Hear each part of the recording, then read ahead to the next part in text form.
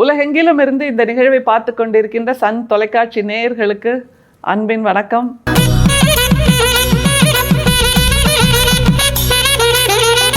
தமிழ் சித்தர் பாடல்கள் வரிசையில் வள்ளல் பெருமான் அவருடைய பாடல்கள், உரைநடை, கட்டுரைகள், மருத்துவ குறிப்புகள், உடல்நல குறிப்புகள் இப்படின்னு அவர் கொடுத்திருக்கிறது நாம் பார்க்குறதேனோ ஒரு உள்ளங்கை அளவு அல்லது ஒரு சொட்டு அளவு தான். இன்னும் மிகப்பெரிய கடலாக அவருடைய பாடல்கள், அவருடைய படைப்புகள், அவர் கொடுத்திருக்கின்ற தத்துவங்கள் நிறைய இருக்குது. அதில் மிக முக்கியமான ஒரு வார்த்தை அவர் நமக்கு கொடுத்துருக்கார். சன்மார்க்கம் சன்மார்க்கம்னு நம்ம சொல்லிகிட்டே இருக்கோம்ல. சன்மார்க்கத்தோட மூல வார்த்தை என்னன்னு தெரியுமா? சத்மார்க்கம் அப்படிங்கிறத சன்மார்க்கம் என்பதோட மூல வார்த்தை. சத்மார்க்கம் அப்படின்னா என்ன? சத்துனா உண்மைன்னு அர்த்தம். சத்தியம்னு சொல்கிறோம்ல, அந்த வார்த்தை தான் சத் என்றாகிறது. மார்க்கம்னா நெறி. இந்த சத்மார்க்கத்தை தான் பேச்சு வழக்கில் சன்மார்க்கம் சன்மார்க்கம் அப்படின்னு நம்ம சொல்லிடுறோம். வள்ளல் பெருமான் 2 வார்த்தையை புதுசாக கொடுக்குறார். ஒன்று சமய சன்மார்க்கம், இன்னொன்று சத்திய சன்மார்க்கம். சமய சன்மார்க்கம் அப்படின்னா என்ன? சத்திய சன்மார்க்கம் அப்படின்னா என்ன? அதுதான் மிக முக்கியம். சமய சன்மார்க்கம்ங்கிறது எல்லா மதங்களையும் எல்லா சமயங்களையும் ஒரு சேர ஏற்றுக்கொள்வது. அதாவது காழ்ப்புணர்ச்சி இல்லாமல் என்னோடது தான் சிறந்தது, உன்னோடது தாழ்ந்தது, நான் தான் உயர்ந்தவன் நீ தாழ்ந்தவன், அந்த மாதிரி உணர்வெல்லாம் இல்லாமல் எல்லா சமயங்களும் மதங்களும் சமம் என்று ஏற்றுக்கொள்வது காழ்ப்புணர்ச்சி இல்லாத நிலை. ஓகே. அடுத்தது சத்திய சன்மார்க்கம்னு ஒரு வார்த்தை வருது. அது என்ன அப்படின்னா அந்த சமயங்கள் எல்லாவற்றையும் கடந்து நிற்பது. சமய சன்மார்க்கம்ங்கிறது எல்லா சமயங்களையும் ஏற்றுக்கொள்வது. ஆனால் ஒரு கட்டத்தில் சத்திய சன்மார்க்கம் என்று வரும்போது அந்த சமயங்களே தேவையில்லை அப்படின்ற ஒரு உச்சபட்ச நிலைக்கு செல்வது தான் சத்திய சன்மார்க்கம். அப்படிப்பட்ட சத்திய சன்மார்க்கத்துக்கு சென்றவர் தான் நம்முடைய வள்ளல் பெருமான். அது எப்படி போனார், எதனால் போனார், அந்த மாதிரி ஒரு உயர்நிலைக்கு அதற்கு அவர் என்ன செய்து கொண்டார், அதைத்தான் நாம் திரும்ப திரும்ப திரும்ப பேசிக்கிட்டே இருக்கோம். ஆனால் இவ்வளவு பேசியும் கூட நமக்குள் அந்த உணர்வுகள் முளைவிட்டு இருக்கிறதா, பயிராகி இருக்கிறதா, அறுவடை செய்திருக்கிறோமா? இது ஒரு பெரிய கேள்வி. ஆனால் வள்ளல் பெருமான் ஒரு பாடலில் சொல்கிறாரு அவருக்குள் என்னெல்லாம் மாற்றங்கள் நிகழ்ந்தது அப்படின்னு. அதாவது ஏதாவது ஒரு நிலையை, ஏதாவது ஒரு தத்துவத்தை, ஏதாவது ஒரு கருத்தியலை நாம் வாழ்வியலாக ஏற்றுக்கிட்டோன்னு வைங்களேன். எனக்கு இந்த கருத்து ரொம்ப பிடிச்சிருக்கு, நான் இனிமேல் இப்படி தான் இருக்க போகிறேன். இந்த கருத்து எனக்கு பிடிச்சிருக்கு, நான் இப்படி தான் இருக்க போகிறேன். நீங்கள் லெஃப்டில் இருங்க, ரைட்டில் இருங்க, சென்டரில் இருங்க, பின்னாடி இருங்க, முன்னாடி இருங்க, எங்கே வேணால் இருங்க. ஆனால் அப்படி ஒரு கருத்தை ஏற்றுக்கொண்ட பின்பு நமக்குள் பல மாற்றங்கள் நிகழும் இல்லையா? மனசளவில் பல மாற்றங்கள் நிகழும். அந்த மாதிரி மாற்றங்கள் வள்ளல் பெருமானுக்குள் என்னெல்லாம் நிகழ்ந்திருக்கு அப்படிங்கிறத ஒரு 4 வரி பாடலில் அவர் அடுக்கிறாரு. ஆச்சரியமாக இருக்குது. இப்படி மாற்றங்களை உணர்ந்து அவர் வாழ்ந்ததால் தான் அவரால் அந்த சத்திய சன்மார்க்கம் என்ற நிலைக்கு, சமயங்களை கடந்த நிலைக்கு, சமயங்களை ஏற்றுக்கொள்வதுங்கிறது ஒரு மனநிலை, அதுவும் உயர்ந்த மனநிலை. ஆனால் சமயங்களே தேவையில்லை, எனக்கு அன்பு மட்டுமே சமயம், அன்பு மட்டுமே மதம், அன்பு மட்டுமே வாழ்வியல் என்று சொல்லுகின்ற அந்த உச்சபட்ச நிலைக்கு நம்முடைய வள்ளல் பெருமான் சென்றார் என்பதை இந்த 4 வரி பாடலில் சொல்கிறாரு. இது எங்கே இருக்குன்னா 6ஆம் திருமுறையில் இருக்குது. அப்படின்னா எப்படிப்பட்ட ஒரு பயணத்தை அவர் தொடர்ந்து செய்திருக்கிறார் அப்படிங்கிறத நம்ம உணரணும். ஏன்னா ஆரம்பித்தது ஒரு இடம், ஆனால் நிறைவாகிறது மிக உயர்ந்த இடம். அதுதான் நாம் வள்ளல் பெருமானிடம் கண்டு வியக்க வேண்டியது. வியப்பது மட்டுமல்லாமல் நாமும் அப்படி இருக்க வேண்டும் என்று முயற்சி செய்ய வேண்டும். அதுதான் ரொம்ப முக்கியம். எனவே அந்த பாடலின் மூலமாக நம்முடைய வாழ்க்கை பயணத்தையும் நாம் சீர்தூக்கி கொள்ளலாம், சீராக்கி கொள்ளலாம். பாடலை பாருங்க. பாம்பெல்லாம் ஓடின, பறவை உள் சார்ந்தன, தீம்பலா வாழை மா தென்னை சிறந்தன, ஆம் பலன் மென்மேலும் ஆயின, என் உளத்தோம்பல் என் அருட்பெரும் சோதியார் ஓங்கவே. உலகப்பேறு என்கின்ற அந்த பகுதியில் 6ஆம் திருமுறையில் 5535வது பாடலாக இதை எழுதுறாரு. ஒவ்வொன்றும் ஒரு நிகழ்வு, அவருக்குள் என்னென்ன நிகழ்ந்தது. ஏன்னா ஒரு வினை இருந்தால் அதற்கு ஒரு எதிர்வினை இருக்கும்ல. அப்போது 2ஆம் திருமுறை 1ஆம் திருமுறையில் அவர் நமச்சிவாயன்னு ஆரம்பித்த பயணம் 6ஆம் திருமுறைக்கு வரும்போது அவருக்குள் நிகழ்ந்த மாற்றங்கள் என்ன அப்படிங்கிறத விலாவாரியாக சொல்கிறாரு. அதில் மிக முக்கியமாக ஆரம்பிக்கிற அந்த வார்த்தையே தூக்கி வாரி போடுது அப்படின்னு சொல்லுவோம்ல, அந்த மாதிரியான வார்த்தை. ஆனால் இதெல்லாம் நமக்குள்ளே இருக்குது, நாம் இன்னும் அதை உணராமல் இருக்கோம்.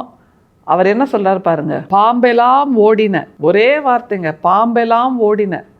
ஏன் பாம்பெல்லாம் ஓடின? அதுதான் ரொம்ப முக்கியம். பாம்புங்கிறது மற்ற விலங்கினங்கள் மாதிரி வெளிப்படையாக வாழ்கின்ற ஒரு விலங்கினம் இல்லை, ஒரு உயிரினம் இல்லை. விலங்கினம் கூட இல்லை, அது ஒரு உயிரினம் கூட இல்லை. பொந்துக்குள்ள மண்ணுக்குள்ள மறைஞ்சு சூழ்ச்சியாக வாழ்கின்ற ஒரு நிலை இருக்கு இல்லையா? மற்றவர்களுக்கு தெரியாத மாதிரி அது நான் வருகின்ற அந்த சப்தம் கூட கேட்காது. அந்த மாதிரியான ஒரு விஷ ஜந்து. அந்த விஷ ஜந்து வெளியில் இருக்குது, மண்ணுக்குள்ளே இருக்குது, ஏதோ ஒரு பொந்துக்குள்ளே இருக்குதுன்னு நினைக்கிறோம். அது எல்லாம் நம்ம மனசுக்குள்ளே இருக்குங்க.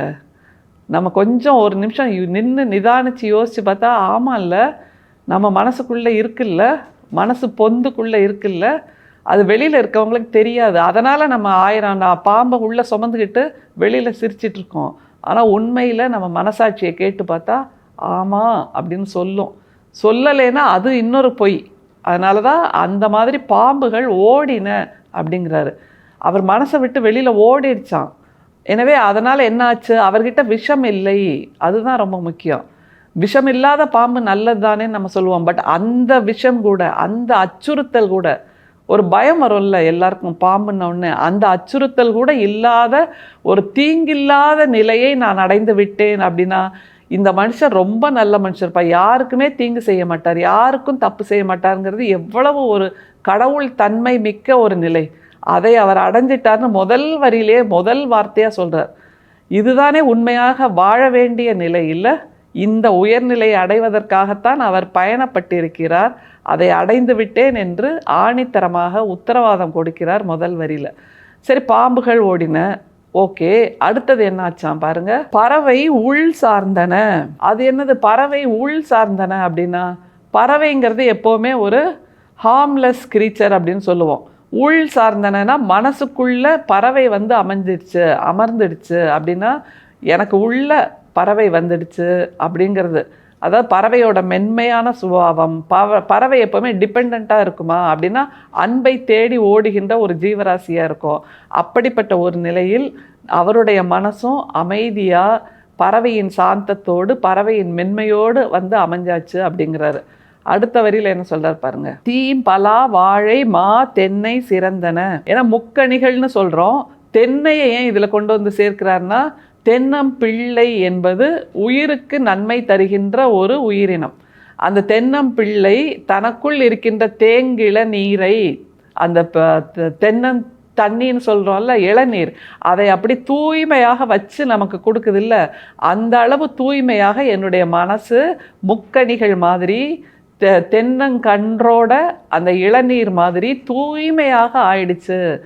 அந்த முக்கணிகளே அவ்வளவு சிறப்பானது. அது கூட சேர்ந்து இளநீரும் கிடச்சிதுன்னா, இளநீர் மாதிரி, இளநீர் என்பது தாய்ப்பாலின் தூய்மையோடு உள்ள ஒரு திரவம், அந்த மாதிரி என் மனசு ஆயிடுச்சு அப்படிங்கிறாரு. ஆம் பலன் மென்மேலும் ஆயின, ஆம் பலன் மென்மேலும் ஆயின அப்படியும் சொல்லலாம், ஆம் பலன் மென்மேலும் ஆயின அப்படியும் சொல்லலாம். ஆம் பலன்னா ஆகும் பலன் மென்மேலும் ஆயின.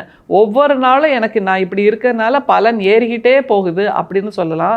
ஆம் அப்படின்னா ஆமாம், நான் ஆமோதிக்கிறேன், எனக்குள்ள இந்த மாதிரி பலன்கள் அதிகரிச்சுட்டே போகுது அப்படிங்கிறார். எப்போ அதிகரிச்சுட்டே போகுதான் அதை சொல்லி நிறைவு செய்கிறார் பாருங்க. என்னுளத்தோம்பல் என் அருட்பெரும் சோதியார் ஓங்கவே.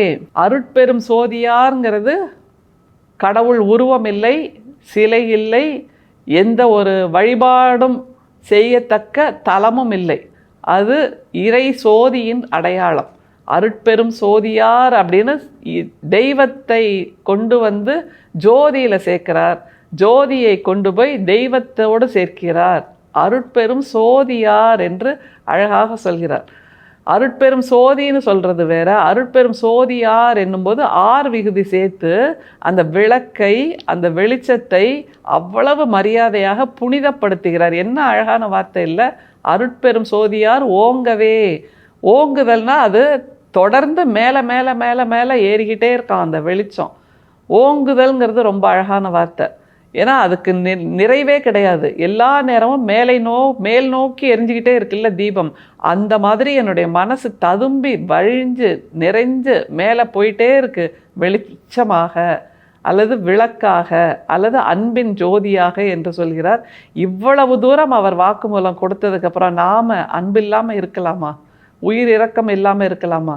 இருப்போம். அதன் மூலமாக நம் மனசுக்குள் இருக்கும் பாம்புகள் போகும், பறவைகள் வந்து தங்கும், தீம்பலாவாக, வாழையாக, மாங்கனியாக, தெங்கிள நீராக நாமும் மாறுவோம், மாற்றி காட்டுவோம் உலகத்தை. அருட்பெரும் சோதி, அருட்பெரும் சோதி, தனிப்பெரும் கருணை, அருட்பெரும் சோதி. மீண்டும் சந்திப்போம். நன்றி, வணக்கம்.